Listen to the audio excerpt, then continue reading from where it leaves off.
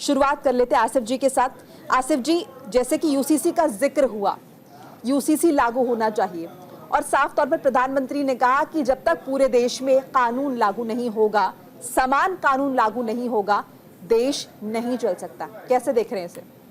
देखिए, सबसे पहले तो देश के सत्ताधार सेनानी को जिन्होंने कुर्बानियां दी, आज हम आज़ाद हैं, 78वां पर्व मना रहे हैं, उनको दिल से नमन।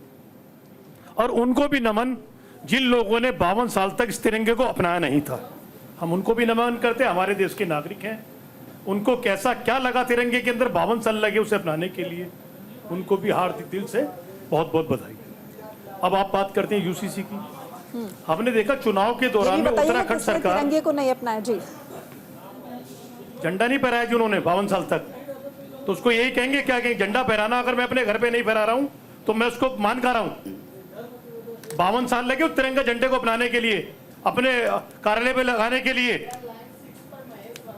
आज वही लोग कहते हैं एक हफ्ता तिरंगे के लिए।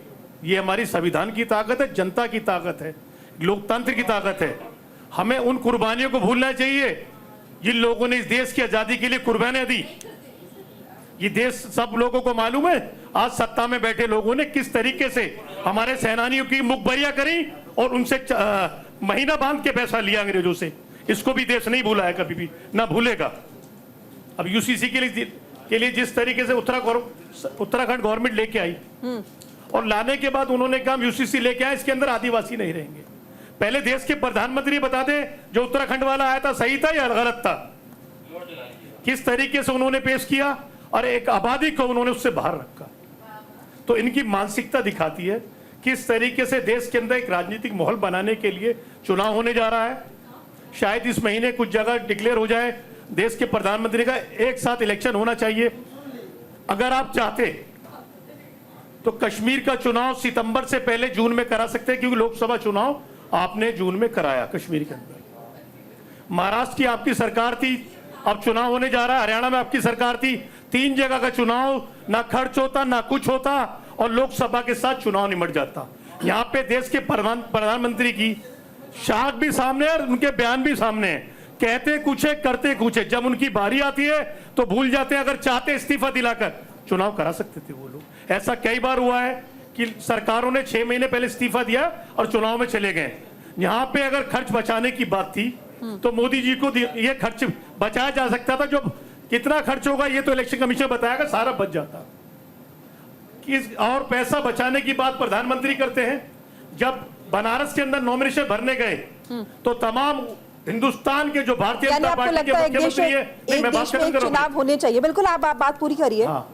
तमाम देश के मुख्यमंत्रियों को मंत्रियों एक बड़ा काफिला चार्टेड फ्लाई से बनारस जाता है।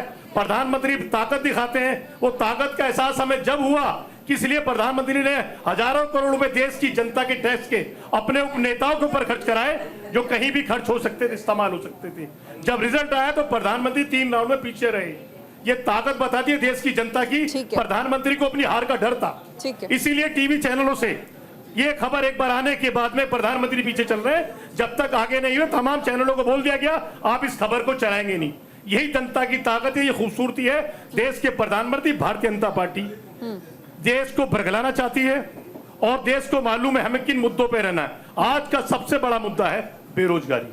बिल्कुल, बेरोजगारी बहुत बड़ा मुद्दा। इससे बड़ा मुद्दा हिंदुस्तान के अंदर नहीं है। ऐसा कानून सरकार लेके, अपील करते सरकार से हम ऐसा कानून लेके आए जिससे लोग देशवासियों को बेरोजगारी से। ठीक है।